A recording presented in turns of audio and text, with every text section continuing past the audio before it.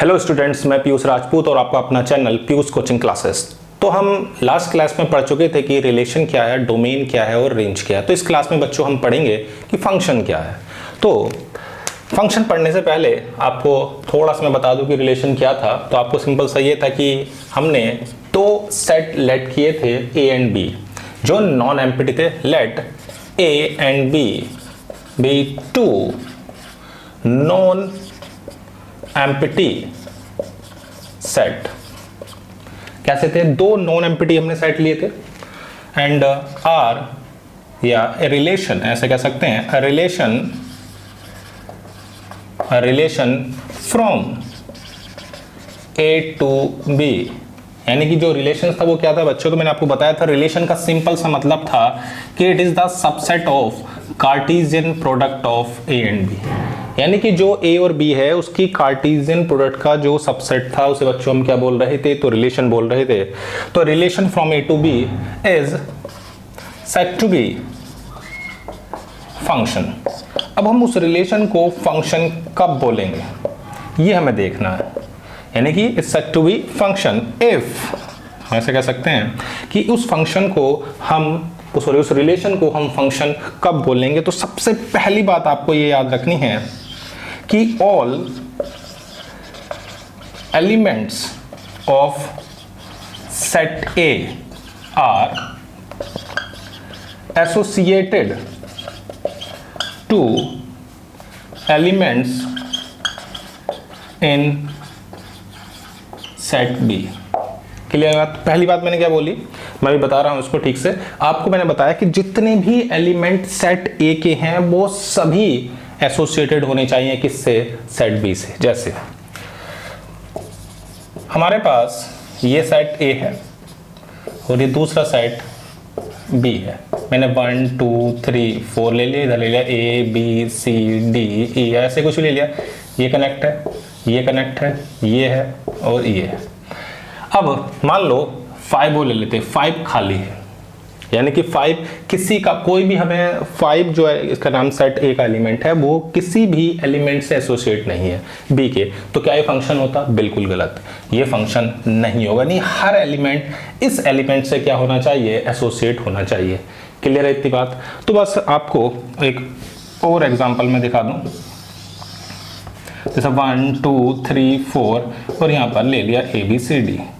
अब देखो क्या सभी एलिमेंट्स कनेक्टेड हैं? तो हाँ जी, बिल्कुल कनेक्टेड है। तो ये हमारा क्या होता बच्चों? फंक्शन। तो पहला पॉइंट क्या हुआ कि हर एलिमेंट इसके एलिमेंट से क्या होना चाहिए? एसोसिएट। तो देखो भाई, फंक्शन का सिंपल सा मतलब हमारा होता है, ध्यान रखना, ये लैटिन वर्ड होता है जिसको हम क्या बोल देते हैं? सिंपल आप याद रखें, ऑपरेशन। इसका मतलब क्या है? ऑपरेशन, या हम इसको मैपिंग भी बोल देते हैं। लैटिन वर्ड है, इसका मतलब होता है ऑपरेशंस। किसका? फंक्शन का या मैपिंग। तो वो आपको पहली चीज याद रखनी कि एक रिलेशन फंक्शन तभी होगा जब पहली बात कि उसका हर element of set A set B से क्या हो? एसोसिएट हो। पहली बात क्लियर होगी? फटाफट लेके देखते हैं आगे। अब दूसरा पॉइंट क्या है? दूसरा पॉइंट यह कहता है कि अगर जो भी ए का एलिमेंट है वो बी के यूनिक एलिमेंट से एसोसिएट हो। किससे बच्चों? यूनिक एलिमेंट से। यानी कि सेकंड पॉइंट हमारा क्या बोल रहा है कि an element of set A is associated to unique element of या unique element in set B, कह सकते हैं ऐसे। यानी कि सेट ए का जो एलिमेंट है वो यूनिक एलिमेंट से क्या होना चाहिए? एसोसिएट हो। जैसे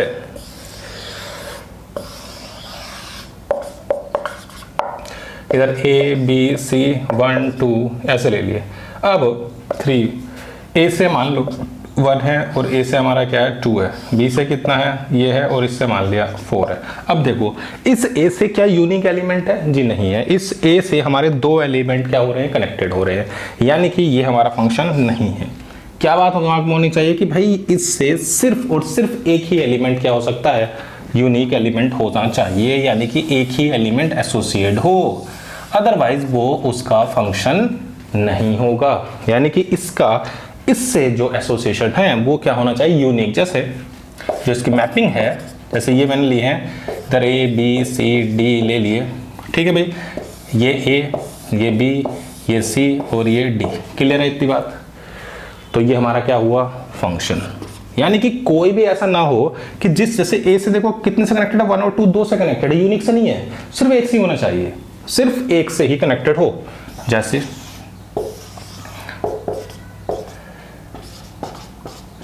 मान लो ए से ये है, इससे ये है और ये है। अब देखो इससे कितने एलिमेंट कनेक्टेड है, ए, फंक्शन है ये, क्या है ये फंक्शन, ये मत समझना कि ये फंक्शन नहीं है, ये फंक्शन है। यहां पर ए से 1 जोड़ा हुआ और बी से भी क्या जुड़ा हुआ बच्चों, 1 जुड़ा हुआ, तो एलिमेंट तो एक ही हुआ ना। जबकि यहां पर क्या है कि ए से 1 2 से जुड़ा हुआ, जबकि वहां 2 1 से जुड़े हुए हैं। तो आपको ये दिमाग में रखना है कि पहली बात कि हर एलिमेंट, ये ऐसा ना हो कि कोई भी एलिमेंट खाली हो, पहली बात कि इनपुट कोई भी खाली नहीं होना चाहिए, वो किसी ना किसी तरह से ए बी से जुड़ा हुआ होना चाहिए। और दूसरी बात, कोई भी एक एलिमेंट से 2 आउटपुट ना मिले, ऐसा ना हो। यानी कि इससे सिर्फ एक ही आपका यूनिक आउटपुट होगा। यानी कि हम कह सकते हैं कि इसका जो एलिमेंट है वो इसके एलिमेंट से, यूनिक एलिमेंट से क्या होना चाहिए, एसोसिएटेड होना चाहिए, जुड़ा हुआ होना चाहिए, आउटपुट मिलना चाहिए, तभी वो हमारा क्या होगा बच्चों, फंक्शन होगा, अदरवाइज फंक्शन नहीं होगा। तो ये तो सिंपल 2 बात थी। तीसरी बात हमें क्या याद रखनी है, जब कभी भी आपको ग्राफ दिया हुआ, क्या दिया होना चाहिए, ग्राफ, आपको क्या दिया है, अगर मान लो आपको ग्राफ या कोई भी कर्व दे दिया जाए और पूछ लिया जाए कि वो फंक्शन है या नहीं, तीसरी बात क्या याद रखनी है, कोई भी कर्व दे दिया, जैसे कि ये दे दिया, ठीक है, एक सर्कल है, ये दे दिया, आपसे पूछा कि क्या बताओ ये फंक्शन है या नहीं, तो आप क्या करें, वाई एक्सिस के पैरेलल लाइन ड्रॉ कर लें। किसके पैरेलल, वाई एक्सिस के पैरेलल। अगर ये 2 पॉइंट, एक से ज्यादा पॉइंट पे कट कर जाए, समझ लो फंक्शन नहीं है। ये कितनी जगह कट कर रहा है, 2 जगह, तो ये फंक्शन नहीं है। जैसे और देखते हैं, अब देखो कितनी जगह कट कर रहा है, सिर्फ एक, तो ये फंक्शन है। यानी कि अगर कोई भी कर्व आपका y एक्सिस के पैरेलल लाइन ड्रॉ करने पर एक से ज्यादा पॉइंट पर कट करता है तो वो फंक्शन नहीं है, सिर्फ एक पर ही कट करना चाहिए। तो हमने 3 बातें सीखी फंक्शन के लिए। यानी कोई भी रिलेशन फंक्शन तभी होगा जब सेट ए के सभी एलिमेंट्स, ऑल एलिमेंट्स क्या होने चाहिए, सेट बी से क्या हो, एसोसिएटेड हो। दूसरी बात कि जो भी एलिमेंट हैं सेट ए के, वो सेट बी के यूनिक एलिमेंट से क्या होने चाहिए, एसोसिएटेड हो। और तीसरी बात मैंने बताया कि अगर कोई भी आपको ग्राफ दिया हुआ है तो आप वाई एक्सिस के पैरेलल लाइन ड्रॉ करें, अगर वो लाइन एक ही जगह कट कर रही है तो फंक्शन है, अदरवाइज फंक्शन नहीं है। क्लियर है बात। अब देखते हैं हम इसको क्लासीफाई कैसे करते हैं।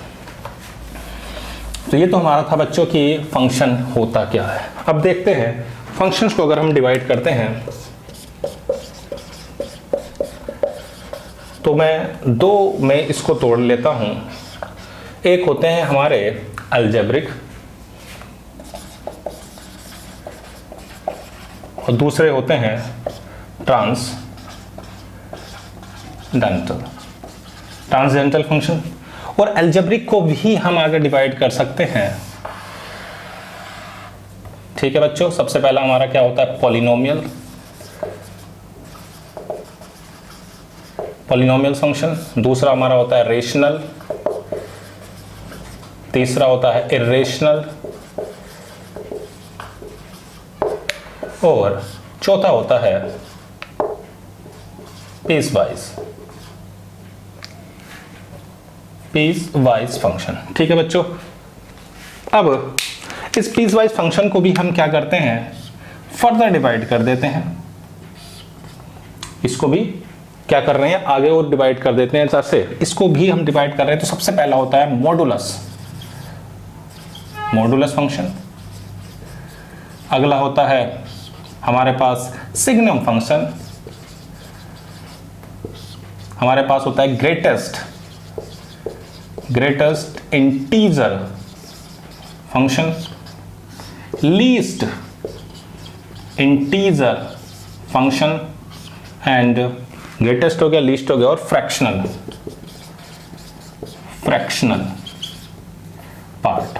तो ये हमारे क्या हो गए, हमने अलजेब्रिक को डिवाइड किया। अब इसके आते हैं हमारे पास, सबसे पहला होता है बच्चों ट्रिग्नोमेट्रिक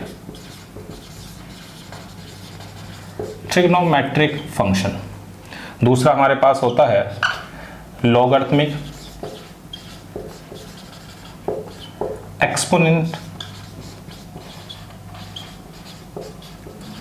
एक्सपोनेंशियल फंक्शन, और ज्योमेट्रिकल, एंड लास्ट होता है इनवर्स ट्रिग्नोमेट्रिक फंक्शन। ठीक है बच्चों, तो ये हमने क्या करा, फंक्शंस को अपना डिवाइड कर लिया।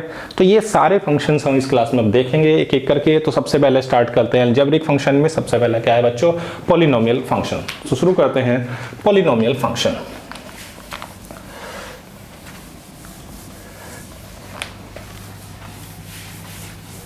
तो पॉलिनोमियल आप क्लास 10 में भी पढ़ के आ चुके हो। फर्स्ट है हमारे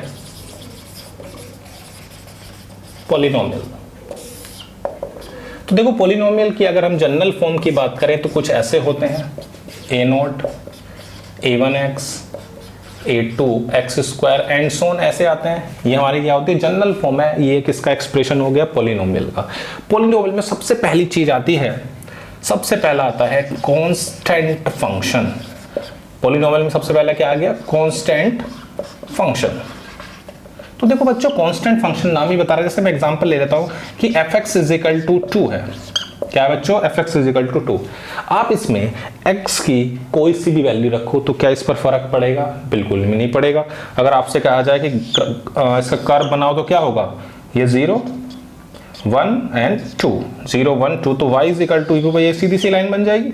आप x की कुछ भी वैल्यू रखो, हमेशा वैल्यू क्या रहेगी, 2। आप कुछ और भी ले सकते हो, आप k मान के कर लो कि आपने क्या ले लिया, k। तो k भी कहीं होगा, मान लिया k ये है, तो आप सीधी से एक स्ट्रेट लाइन खींच देंगे। चाहे आप x की कोई सी भी वैल्यू पुट करो, इस पर कोई फर्क नहीं पड़ेगा। देखते हैं इसी में अगला कांस्टेंट फंक्शन के बाद इसे बोलते हैं आइडेंटिटी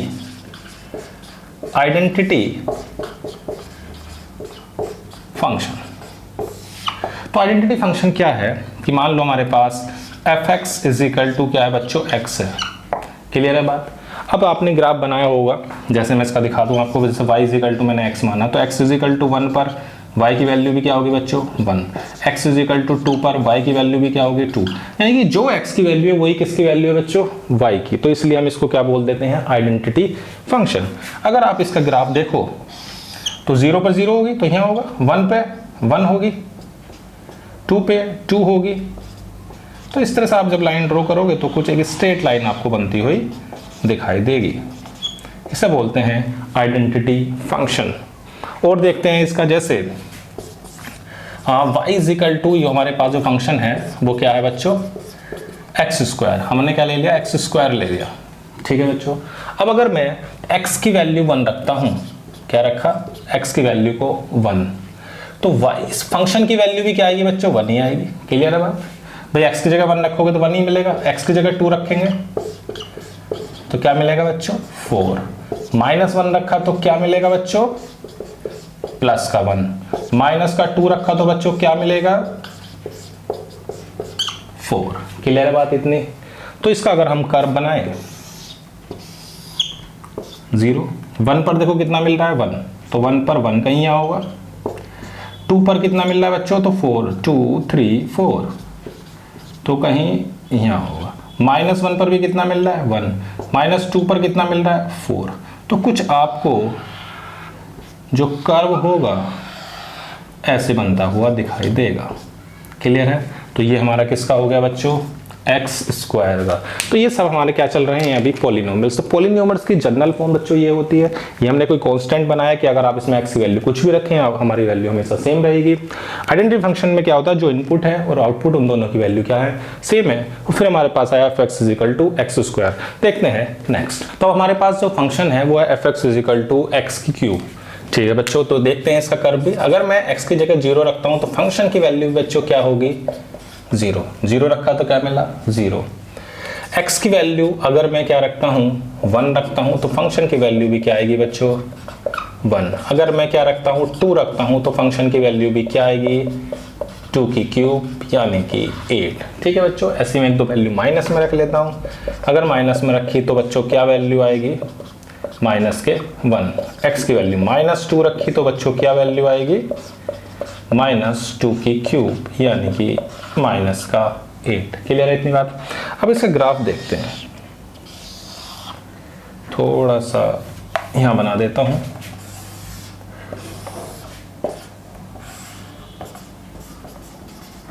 ये हमारे पास है x की क्यूब का 0, 0 पर कितनी है 0, 1 पर कितनी है तो 1, 2 पर कितनी है तो 8, ये 2, 3, 4, 5, 6, 7 और ये 8, तो कहीं वैल्यू कहाँ होगी बच्चों, यहाँ पर। ऐसी -1 पर देखो कितनी है तो -1, -1 पर कहाँ होगी, ये रही। ऐसी -2, -3 तो -4, -5, -6, -7 और -8, तो -2 पर हो गई वैल्यू आपकी यहाँ। सही है, तो कैसा ग्राफ दिखाई देगा आपको, कुछ ऐसा बनता हुआ आपको ग्राफ दिखाई देगा। क्लियर है इतनी बात। तो ये हमारा किसका हो गया बच्चों, fx = x की क्यूब। अब अगर मैं fx = x की 4 का भी निकालता हूं ग्राफ, किसका, x की 4 का, तो देखो इसमें भी अगर मैं x = 0 रखूं तो फंक्शन की वैल्यू क्या हो जाएगी, 0। x = 1 रखूं तो बच्चों फंक्शन की वैल्यू क्या हो जाएगी, 1। मैं रखता हूं x = 2 तो फंक्शन की वैल्यू क्या हो जाएगी, 2 की पावर 4 यानी कि 16। क्लियर है इतनी बात। अब अगर मैं माइनस में रखता हूं -1, तब भी हमें वैल्यू क्या मिलेगी, तो पॉजिटिव ही मिलेगी। मैं वैल्यू रखता हूं -2 तो क्या बच्चों वैल्यू मिलेगी, प्लस। यानी कि निगेटिव रखने पे बच्चों हमें क्या मिल रहा है, पॉजिटिव मिल रहा है। तो उसके कर्व की अगर बात करें तो ये हमारे पास है, अगर मैं देखूं तो 0 पर 0 है, ये रहा। 1 पर कितना है, 1। ठीक है, 2 पर कितनी वैल्यू है बच्चों, तो 16 है। तो मान लेते हैं यहाँ पर भाई 2, 3 ऐसे कर करके यह मैंने मान लिया कि भाई ये है हमारा 16, तो 16 कहाँ होगा, ये हो गया। क्लियर है बात। अब अगर आप ध्यान से देखें तो निगेटिव में भी वैल्यू कितनी है, पॉजिटिव है, और ये भी कहाँ होगा, 16 यहाँ होगा। तो अगर आप ग्राफ की बात करें तो आपको कुछ ऐसे कर्व दिखाई दे रहा है। यानी कि अगर आप देखें तो x² और x की 4 की कर्व ऊपर बन रहे हैं, और अगर आप ओड पावर का बनाओगे तो ग्राफ नीचे जाएगा। क्यों, क्योंकि इवन पावर मतलब जो ये पावर आपको दिखाई दे रही है, इसमें क्या होता है, कभी निगेटिव वैल्यू नहीं मिलेगी। अगर आप निगेटिव भी रखोगे तो आपको क्या मिलेगा बच्चों, पॉजिटिव। तो कर्व ऐसा बनेगा। और अगर आप कैसी पावर लोगे, आपकी पावर कैसी रहेगी, ओड। ये कैसी पावर है, ओड, और ये कैसी पावर है, इवन। तो जो भी ओड पावर होगी तो ओड पावर में पॉजिटिव और निगेटिव दोनों मिलेंगे, तो कर्व कुछ इस तरह से दिखाई देगा। और पावर इवन है तो कर्व ऊपर ही रहेगा। तो आप जनरल याद रख सकते हैं कि अगर आपसे, लिख लिया फटाफट, अगर आपसे इवन पावर और ओड पावर का बनाया जाए तो आप बहुत आसानी से बना सकते हैं कर्व। एक रफली कर्व बनाना बहुत आसान है। कैसे, अगर आपसे कहा जाए x आपको बनाना है, सपोज करो x की क्यूब का, या आपको बनाना है x की पावर 5 का, तो x की क्यूब और x की 5 के पावर सेम जैसे बनेंगे, कुछ ऐसे। x की पावर 5 का कर्व भी ऐसी होगा देखने में। ठीक है बच्चों, ये x की पावर 5 का है और ये पावर किसका है, x की क्यूब का। क्लियर है, हाँ या ना। और अगर मैं किसकी बात करता हूँ, x² की, या मैं बात करता हूँ किसकी, x की 4 की, या बात करता हूँ किसकी, x की पावर 6 की, जितने भी इवन वाले हैं उन सभी के कर्व कुछ ऐसे बनेंगे। बस ये याद रखना। ठीक है बच्चों। अब देखो इनको अगर डिफरेंस क्या है वो भी देख लेते हैं। अगर मान लो इन दोनों को बनाना चाह रहा हूँ, ये 1 और 1 से आगे, तो देखो x की क्यूब ये आपका हो गया 1 पर 1, तो ये आपका जो कर्व है ये मैंने बनाया है किसका, x की क्यूब का। जब आप x की पावर 5 का बनाओगे तो जो कर्व बनेगा ना वो ऐसे जाएगा, यहाँ पे तो ऊपर होगा लेकिन यहाँ पर कर्व ऐसे होगा। क्लियर है बात। तो ये वाला जो कर्व है ये किसका है बच्चों, x की पावर 5 का। क्यों, क्योंकि 0 से 1 के बीच में तो इसकी वैल्यू छोटी होगी लेकिन 1 से बड़े में इसकी वैल्यू बड़ी हो जाएगी। क्लियर है इतनी बात। ऐसे ही सेम इसमें देखने में एक जैसे लग रहे हैं बट थोड़ा सा डिफरेंस है।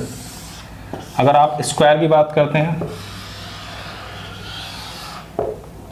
ये किसका बन गया, एक्स स्क्वायर का, ये हमारा 1 है। अब अगर आप 4 की बात करोगे तो कर्व आपका थोड़ा सा ऐसे जाएगा,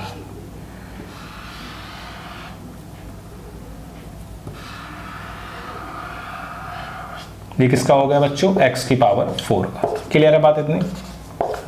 तो ये बात क्लियर हो गई कि x की स्क्वायर और x की पावर 4, 6, 8 के सभी कर्व ऐसे बनते हुए दिखाई देंगे और x की क्यूब 5, 7, 9 सबके कर्व ऐसे दिखाई देंगे। तो ये हमारा क्लियर हो गया। अब बढ़ते हैं नेक्स्ट आगे, फटाफट आप लिखें। तो देखो बच्चों हमारे पास ये थे पॉलिनोमियल्स के। अब हम देखते हैं इसी में हमारा था दूसरा रेशनल। क्या है बच्चों, रेशनल। तो देखो अगर रेशनल की बात करते हैं, रेशनल फंक्शन आपको पता ही है रेशनल फंक्शन क्या होते थे। जैसे यानी जो भी फंक्शन आपके किसकी फॉर्म में दिए हों, p और q की फॉर्म में दिए हों, जैसे ये आपके फंक्शन है, ये आपके रेशनल फंक्शन है इस फॉर्म में, ये वैल्यू बस 0 ना हो।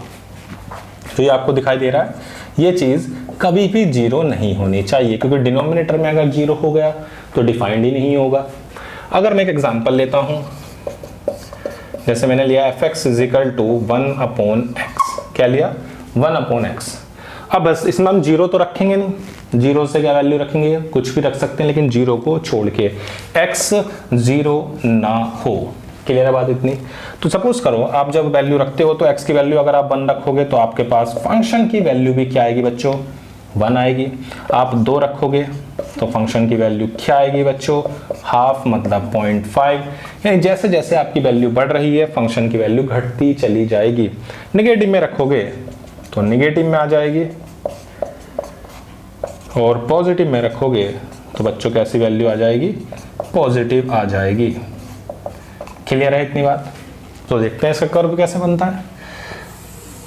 तो आप जैसे जैसे 0 तो रख नहीं रहे हो, जैसे जैसे आपकी देखो वैल्यू बढ़ रही है तो जैसे जैसे x बढ़ेगा तो ये फंक्शन घटेगा, तो कुछ ऐसे जाता है बच्चों ये कर्व, ये और सेम यहां से बनेगा। क्लियर है इतनी बात। तो ये हमारा किसका कर्व हो गया, y fx is equal to 1/x का।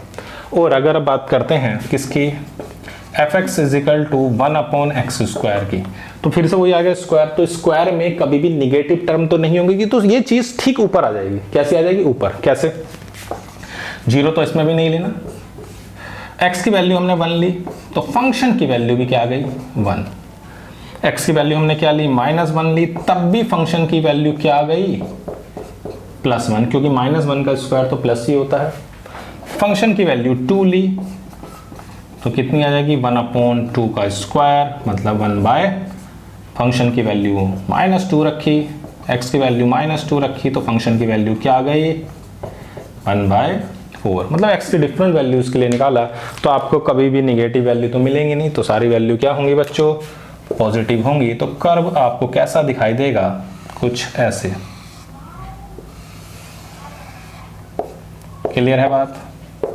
तो ये fx इजिकल टू किसका हो गया, x स्क्वायर का। क्लियर है। अगर आप x की क्यूब का भी बनाएंगे तो भी कर्व ऐसा ही बनेगा। क्लियर है इतनी बात। बस शेप में थोड़ी वो हो जाएगी लेकिन कर्व ऐसा ही रहेगा। तो ये हमारे क्या थे, रेशनल। अब देखते हैं इर्रेशनल फंक्शन। अब है हमारे इर्रेशनल फंक्शन।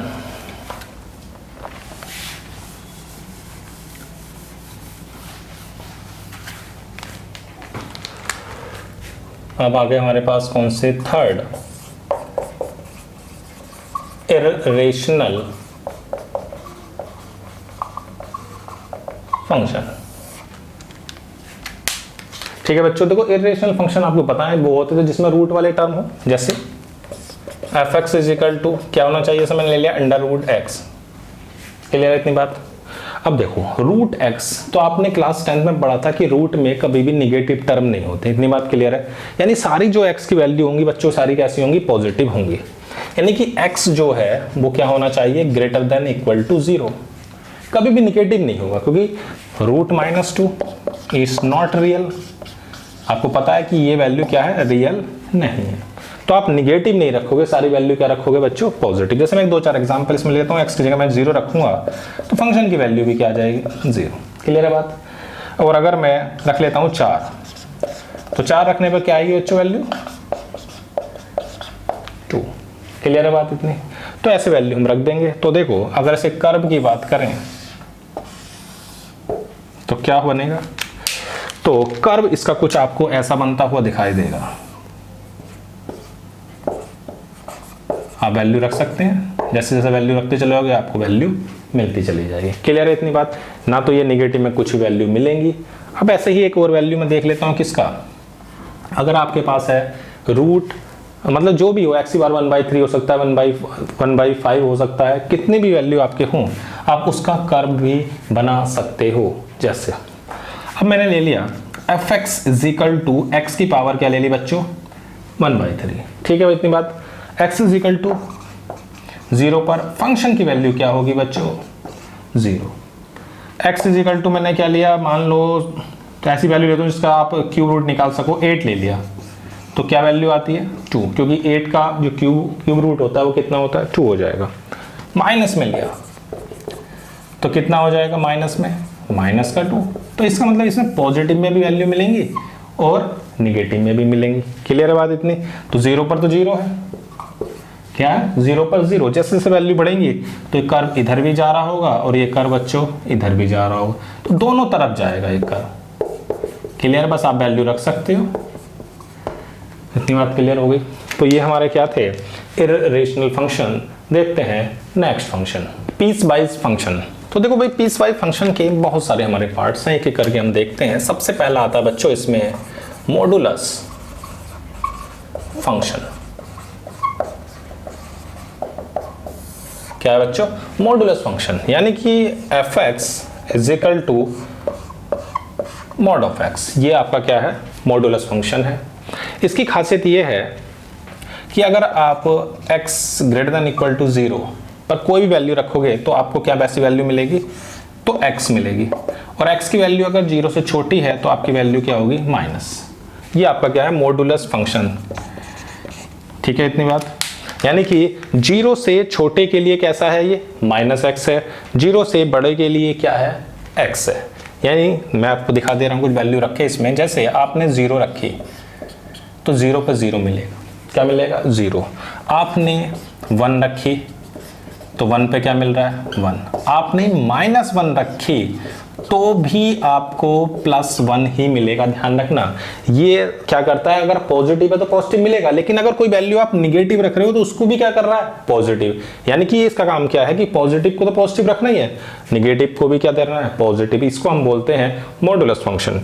अगर आप 2 रखोगे तो 2 पर 2 मिलेगा, लेकिन -2 रख रहे हो तब भी बच्चों आपको क्या मिलेगा, 2। क्लियर है बात इतनी। अब देखो इसका कर्व अगर देखें तो कर्व कैसा बनेगा, 1 पर कितना है, 1, 2 पर कितना है, 2। क्लियर है इतनी बात। तो आपको कुछ एक स्ट्रेट लाइन ऐसे दिखाई देगी, थोड़ी सी तिरछी हो गई है, आप ऐसे बना देना, ठीक है। और -1 पर भी कितना मिलेगा, 1 मिलेगा, -2 पर भी कितना मिलेगा, 2 मिलेगा। तो इस पर भी आपको कैसी लाइन मिलेगी, देगी तो आपको ये वैल्यू दिखेगी। यानी कि निगेटिव में भी वैल्यू पॉजिटिव होगी और पॉजिटिव में भी इसकी वैल्यू क्या होगी बच्चों, पॉजिटिव होगी। क्या कह सकते हैं कि जो भी आपको वैल्यू रखनी है वो सारे के सारे आपकी वैल्यूज आपको कैसी मिलनी है, पॉजिटिव। ये आपकी जो लाइन है ये वाई किसकी है, एक्स की है, और ये लाइन कैसी है बच्चों, -x की है। क्लियर है इतनी बात। तो मैंने क्या बताया कि मॉडुलस फंक्शन क्या होता है, इसे हम एब्सोल्यूट वैल्यू फंक्शन भी बोलते हैं। ये सिर्फ आपको मैग्नीट्यूड देता है, सिर्फ आपको ये वैल्यू दे रहा है, उसके साइन को नहीं देता है। अगर आप पॉजिटिव रख रहे हैं तो भी पॉजिटिव आ रही है, निगेटिव रख रहे हैं तो भी बच्चों क्या है, पॉजिटिव है। ये हमारा क्या हुआ, मॉडुलस फंक्शन। फटाफट लिखें, देखते हैं अगला। इसी में हमारा आता है सेकंड, उसे हम बोलते हैं सिग्नम फंक्शन। क्या बोलते हैं बच्चों? Signum function. अब सिग्नम फंक्शन क्या है? ये हमारा सेकंड है, सिग्नम फंक्शन। सिग्नम फंक्शन हमारा होता है f x is equal to mod x upon x या एक्स अपॉन मोड एक्स। इसको हम इस तरह से भी शो कर सकते हैं, सिग्नम एफ एक्स। क्लियर है इतनी बात? तो सिग्नम फंक्शन क्या हो गया बच्चों हमारा? मोड एक्स अपॉन एक्स या एक्स अपॉन मोड एक्स। इसमें ध्यान रखना है, अगर एक्स की वैल्यू 0 से बड़ी है, कैसी है? 0 से बड़ी, तो आपकी वैल्यू हमेशा 1 रहेगी। 0 से छोटी है तो आपकी वैल्यू -1 रहेगी, और अगर 0 है तो इसकी वैल्यू बच्चों 0 रहेगी। आपको याद रखना है, आप रख के देख सकते हैं। जैसे मैं अगर x की वैल्यू क्या लूँ, देखो जो मोड की वैल्यू मैंने बताई 2 होती हैं, तो प्लस और एक माइनस।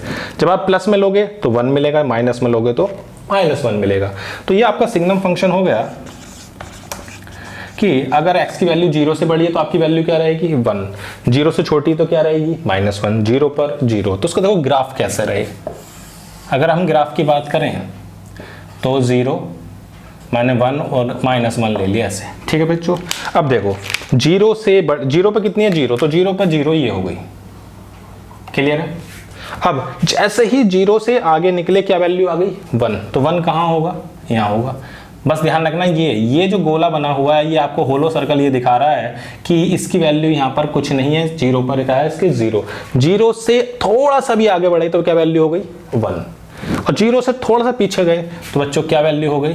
-1। ये होलो सर्कल दिखा रहा है कि यहाँ पर इसकी कोई वैल्यू नहीं है, क्योंकि 0 पर बच्चों क्या वैल्यू है? 0। 0 से थोड़ा सा आगे क्या वैल्यू हो गई? 1। और 0 से थोड़ा सा ही पीछे जा रहे हैं तो बच्चों क्या वैल्यू है? -1। तो बस ये आपका क्या था? Signum function. बस ये छोटा सा याद रखना है, 0 से बड़े के लिए 1, 0 से छोटे के लिए -1 और 0 के लिए 0। इतनी बात क्लियर है? देखते हैं थर्ड। तो सिग्नम फंक्शन के बाद आता है बच्चों हमारा ग्रेटेस्ट इंटीजर। क्या बच्चों? Greatest integer function. क्या है ग्रेटेस्ट इंटीजर फंक्शन? इसी का तीसरा पार्ट है, ग्रेटेस्ट इंटीजर फंक्शन। ठीक है बच्चों, तो इसमें क्या लेनी है हमें? सिर्फ इंटीजर वैल्यू लेनी है। इसको कैसे शो करते हैं? तो इसको, ये जो आपको ब्रैकेट दिखाई दे रखे हैं, ये ब्रैकेट्स आपका ग्रेटेस्ट इंटीजर का है। जैसे ऐसे दिख दिया, ये क्या हो गया? Greatest integer. ब्रैकेट में समझना ये क्या है? Greatest integer function. इसमें जो हम x की वैल्यू होती है वो हमेशा आपको याद रखनी है n के तो इक्वल होगी, लेकिन n+1 से छोटी होगी। जैसे मैं तुमसे कहूं कि आपके पास 0, तो 0 का इंटीजर तो देखो भैया 0 ही होता है, 0 में तो कोई दिक्कत ही नहीं है। अब अगर मैं आपसे कहूँ 0.5, तो इसमें क्या इंटीजर है? तो सिंपल सी बात है 0, खत्म। ये देखो ना, ये क्या चीज है? 0। अगर मैं तुमसे कहूँ 0.6, तो अब भी कितना होगा? 0। इंटीजर तो 0 ही है। अगर आपसे मैं कहता हूँ 0.7, तो बच्चों क्या होगा? 0। आपसे बोलता हूं मैं 1.2, तो बच्चों कितना इंटीजर आ रहा है? 1। क्लियर है इतनी बात? तो हमें क्या लेनी है? Integer value, greatest integer value. इसकी वैल्यू आपको ये याद रखनी है, हमेशा n+1 से छोटी और n के इक्वल होगी। अगर आपके पास अगर x जो है वो n और n+1 के बीच में है तो इसकी वैल्यू बच्चों क्या होगी? n होगी। क्लियर है बात इतनी? अब इसका हम ग्राफ देख लेते हैं। इसका ग्राफ कैसा बनेगा? 0 1 2 3 -1 -2 -3 1 2 3। अब मैंने आपको बताया कि जो हमारे पास 0 पर है वो कितनी है? 0। और तो 0 से लेके और 1 से पहले हमेशा देखो वैल्यू क्या मिल रही है? 0। यानी कि इससे पहले आपको वैल्यू क्या मिल रही है? 0। लेकिन जैसे ही आप 1 पर आए आपकी वैल्यू तुरंत क्या हो जाएगी? 1 पर क्या हो जाएगी? 1, कोई 1 का तो इंटीजर 1 ही होगा। तो जैसे ही आप 1 पर आओगे तो इसकी वैल्यू 1 होगी, लेकिन 2 से पहले इसकी वैल्यू क्या रहेगी? 1। जैसे ही 2 पर आए क्या वैल्यू होगी बच्चों? 2। फिर ऐसी वैल्यू कितनी हो गई? 3। इस तरह से आपको वैल्यू सीढ़ी की तरफ मिलती चली जाएंगी। ऐसे इधर मिलेगा, यहाँ पे वैल्यू मिलेगी तो कितनी आएगी माइनस, फिर यहाँ पर इस तरह से आपको वैल्यू मिलती चली जाएंगी। क्लियर है इतनी बात, कोई दिक्कत वाली बात? चलो भाई अब देखते हैं, ये तो हमारा ग्रेटेस्ट इंटीजर था, ऐसी एक है least integer function. Least integer function, इसको हम ऐसे शो करते हैं, ये हमारा क्या है लीस्ट इंटीजर फंक्शन। इसमें जो x की वैल्यू होती है ये n+1, बिल्कुल इसका उल्टा समझ लो, यहां पर n+1 के क्या होगी इक्वल होगी लीस्ट इंटीजर। तो यहां पर देखो जो वैल्यू होगी, अगर मैं आपसे कहूं 0.5 तो यहां पर इंटीजर की वैल्यू 1 है, लीस्ट कम से कम छोटे से छोटा इंटीजर आपका क्या होगा यहाँ पर 1। तो आपसे बात करता हूं मैं अगर 1.2 की, तो बच्चों कितनी होगी 2। नेक्स्ट, यानी कि x की वैल्यू से जो अगला इंटीजर है आपको वो वैल्यू लेनी है। तो 0.5 के बाद जो इंटीजर आ रहा है वो हमेशा क्या आएगा 1। 1.2 के बाद अगला इंटीजर क्या है 2। जैसे मान लो 2.3, तो नेक्स्ट इंटीजर आपका क्या होगा 3। क्या होगा 3, क्योंकि 2.3 जो है वो 2 और 3 के बीच में देख रहे हो, तो इंटीजर वैल्यू तो 3 ही हुई ना। अब आप लेते हो अगर 3.5, तो बच्चों क्या इंटीजर होगा 4। नेक्स्ट, अब इससे ग्राफ की बात कर लेते हैं। तो इसका ग्राफ बिल्कुल इसका ठीक आप ऐसे घुमा सकते हो। तो देखो -1 और 0 के बीच में क्या वैल्यू होगी, कितनी होगी 0। -1 और 0 के बीच में क्या वैल्यू होगी 0। जहां पर मैं होलो बना रहा हूं वहां पर वैल्यू नहीं है। और 1 और 0 के बीच में क्या वैल्यू हो जाएगी, ठीक है इतनी बात भाई। 0 और 1 के बीच में क्या वैल्यू है 1, और 1 और 2 के बीच में क्या वैल्यू है बच्चों 2, तो ये आ जाएगा 2। क्लियर है इतनी बात? ऐसे इधर बना सकते हो, यहां भी कितना आ जाएगा -2 और -3। क्लियर है इतनी बात? तो ये हमारा क्या हो गया बच्चों लीस्ट इंटीजर, और ये हो गया ग्रेटेस्ट इंटीजर। बस ग्रेटेस्ट इंटीजर में आपको याद रखना है जो वैल्यू होगी वो हमेशा छोटी यानी कि n वाली होगी, और इसमें क्या होगी n+1। अगर मैं आपसे कहूं कि आपके पास जो वैल्यू n और n+1 है, तो अगर x ये ले रहा है तो ये ग्रेटेस्ट इंटीजर है, और ये ले रहा है तो बच्चों ये लीस्ट इंटीजर है। याद रहेगी बात? तो ये आपका कर्व होगा ग्रेटेस्ट इंटीजर का और लीस्ट इंटीजर का। अब देखते हैं फ्रैक्शन पार्ट, फटाफट लिखें।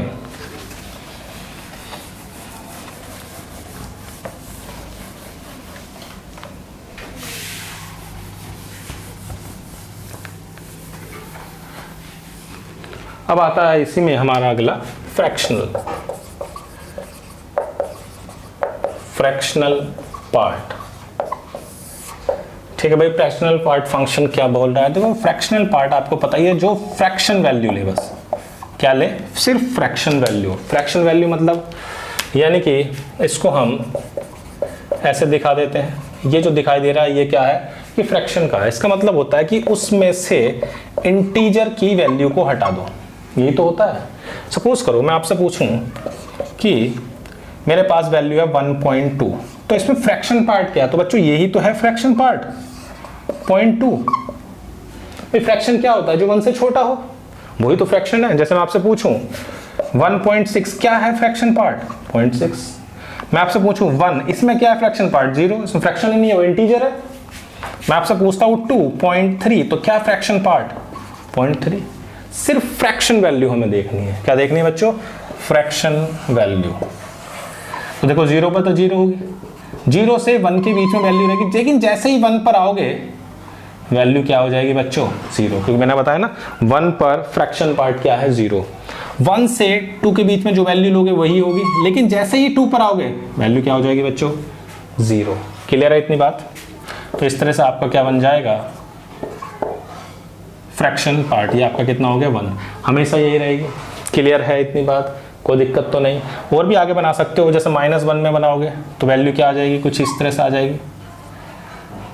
इस तरह से आपका कर्व क्या होता रहेगा, बनता चला जाएगा। तो ये क्या हो गया हमारा फ्रैक्शनल पार्ट फंक्शन। तो हमने इसमें क्या क्या देख लिया, इसमें हमारा सिग्नम फंक्शन हो गया, इसमें हमारा क्या हो गया मॉडुलस फंक्शन हो गया, ग्रेटेस्ट इंटीजर हो गया, लीस्ट इंटीजर हो गया, और फ्रैक्शनल पार्ट हो गया। तो ये हमारे कंप्लीट हो गया। अब आते हैं हम दूसरे वाले पार्ट पर, ट्रांसडेंटल पार्ट पर। फटाफट लिखें।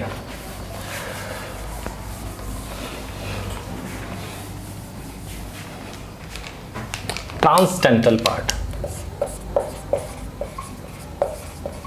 ट्रांजेंटियल फंक्शन। ठीक है बच्चों, इसमें सबसे पहले हमारे आते हैं ट्रिग्नोमेट्रिक। क्या आ रहे हैं बच्चों? Trigonometric, trigonometric function.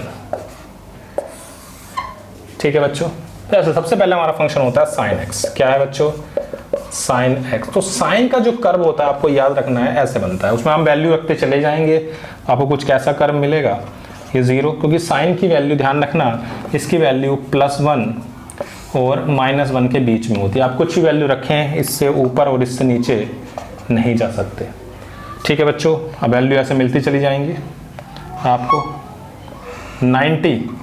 90 देखो ध्यान रखना, हमारे पास जो 90 है वो डिग्री में होता है। किस में होता है बच्चों? डिग्री में। अगर आपको इसको रेडियन में चेंज करना है, डिग्री को किस में चेंज करना है आपको बच्चों?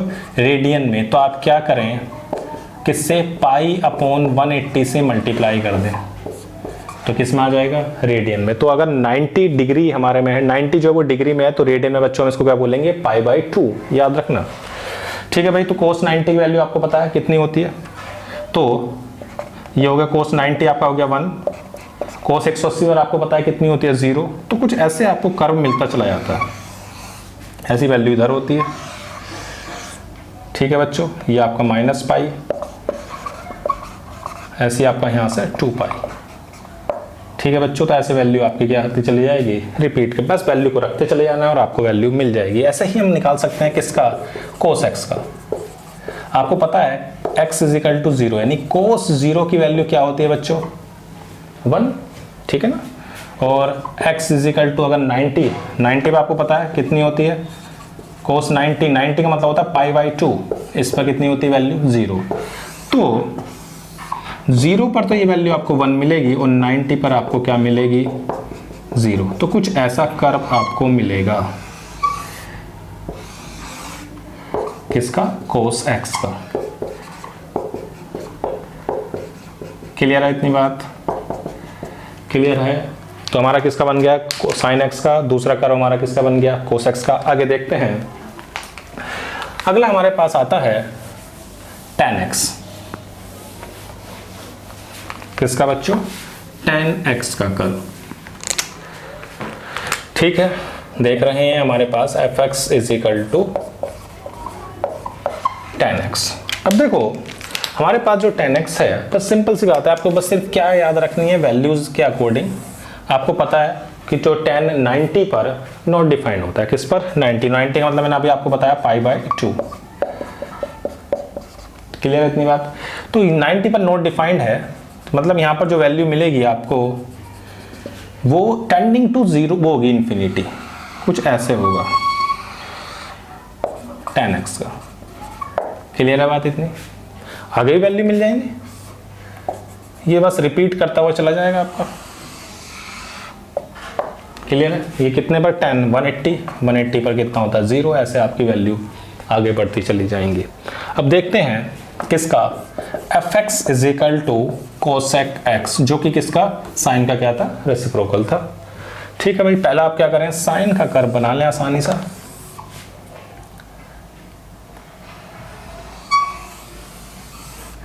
इस तरह से मैंने क्या करा, ये कर्व बन गया। ठीक है भाई, जहां पर साइन 0 होता है बच्चों, वहां पर कोस डिफाइंड नहीं होगा, ये आप ध्यान रखेंगे।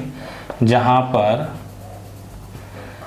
ये 0 है, ये कितना था? -kπ, ये कितना था? π, ये आपका 2π, ये आपका π/2 और 1।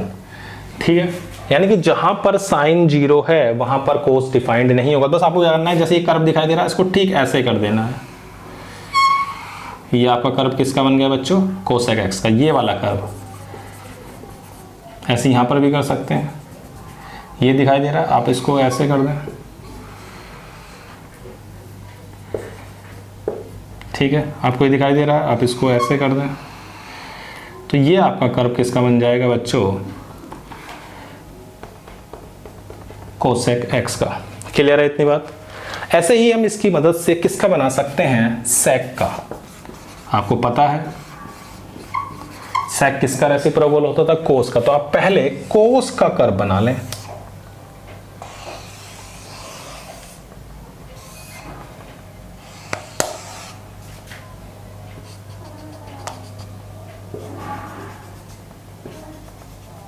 Zero minus pi by two, pi by two, pi, 3 pi by two ऐसी वैल्यू होंगी।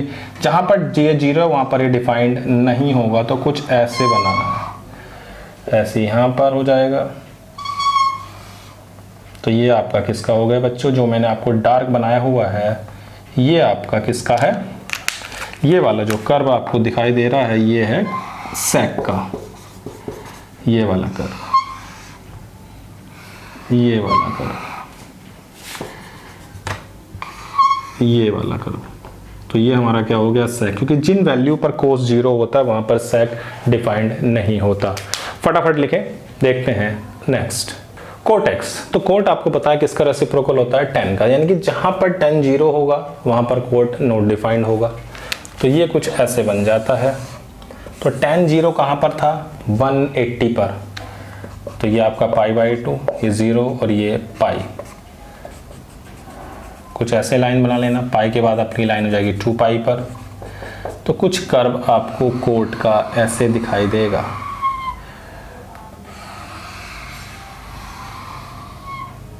ठीक है, तो ये बच्चों हमारा किसका हो गया?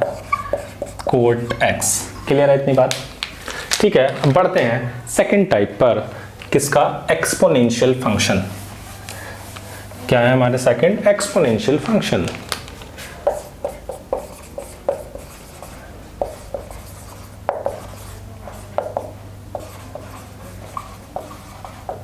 ठीक है बच्चों, तो इसमें हमारे पास f x is equal to a की पावर एक्स, ये हमारे पास है।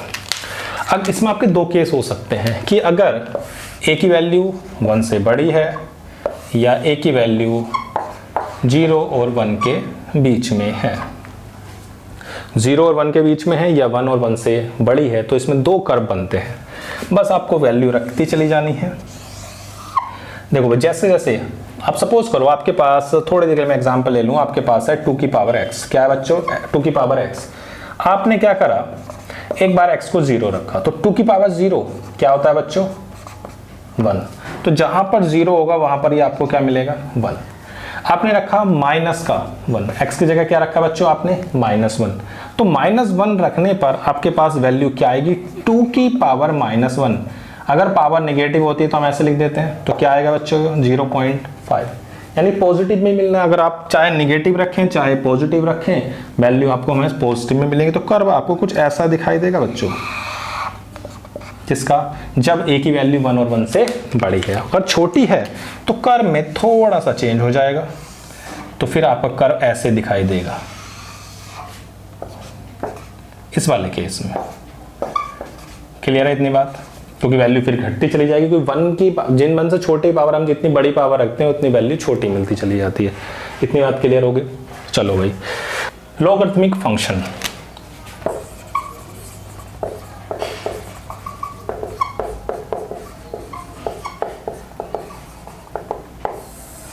तो हमारे पास लॉगरिथमिक फंक्शन जो है उसको हम क्या लिखते हैं? F x is equal to log a x. Clear है इतनी बात? अब यहां पर भी दो केस हो सकते हैं कि ये जो बेस है वो हमारा क्या हो? 1 और 1 से बड़ा हो, और एक बार बेस 1 से छोटा हो। अगर 1 से बड़ा होता है तो कर्व आपका ऐसा बनता है, उसे आप याद रखेंगे। कुछ ऐसे आपको कर्व बनता हुआ दिखाई देगा इस वाले केस में। और अगर इसकी वैल्यू 0 और 1 के बीच में होगी तो आपको कर्व कुछ ऐसा बनता हुआ दिखाई देगा। क्लियर है बात इतनी? तो ये हमारा किसका था? लॉगरिथमिक फंक्शन का था।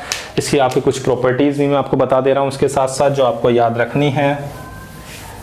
क्या है इसकी प्रॉपर्टीज? तो कभी भी इसकी और ये दोनों अगर वैल्यू सेम होती हैं तो इसकी वैल्यू हमेशा 1 होगी।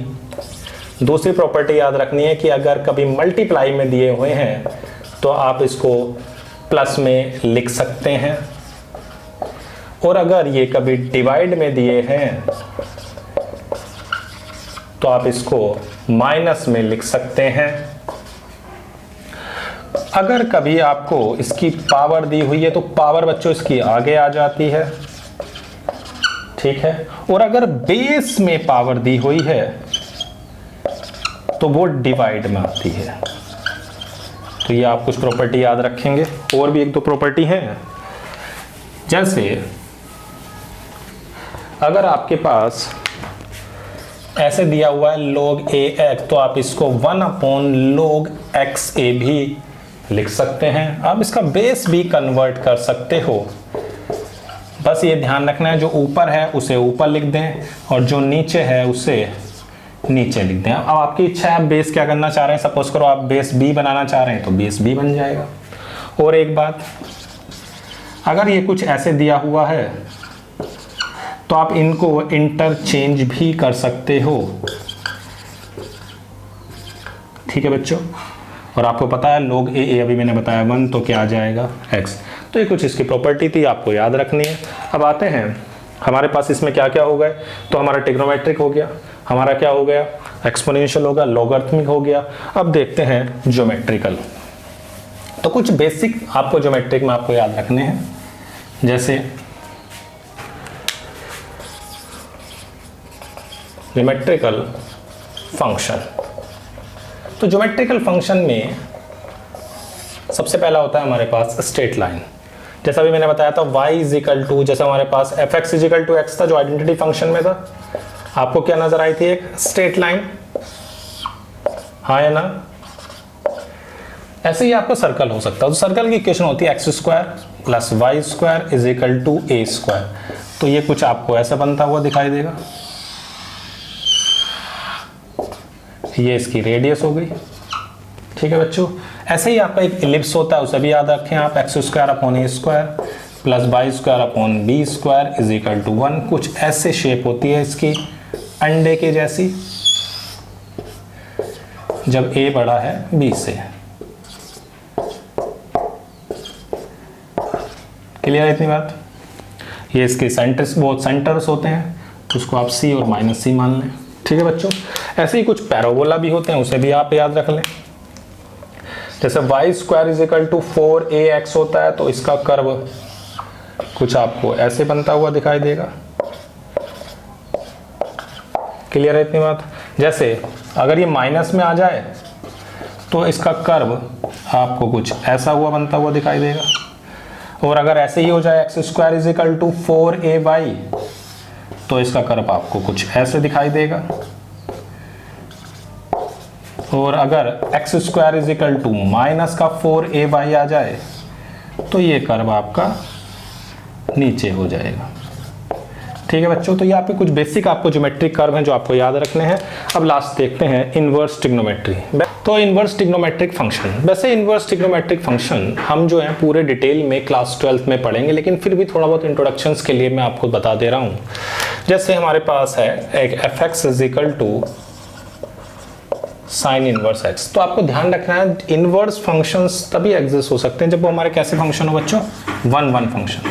ये 1-1 फंक्शन होना चाहिए। 1-1 फंक्शन का मतलब होता है जिसके एक इनपुट से सिर्फ एक ही आउटपुट हो, जैसे 1 से a, 2 से b और 3 से c, सिर्फ एक से एक हो। 1-1 होने चाहिए। क्या होने चाहिए, 1-1 फंक्शन हो। अब बाद में देखेंगे, बस फिलहाल आपके लिए बताना है कि साइन इनवर्स x का कर्व आपका कैसा होगा, ठीक है। तो इसकी जो वैल्यू रहेगी, अब देखो आपने साइन x का कर्व ऐसे बनाया था, ठीक है। ये आपका क्या था 0, ये कितना था π/2, और ये कितना था -π/2, ये कितना था 1 और ये कितना था -1। तो इनवर्स फंक्शनों में आपको सिर्फ बेसिक ये चीज़ याद रखनी है कि एक तो आपको मिरर इमेज लेनी है, मिरर इमेज किसके about, y is equal to x के अबाउट। एक लाइन आप ड्रॉ कर सकते हैं और उसके अबाउट क्या करोगे, आप एक मिरर इमेज बना दोगे। एक लाइन ले ली।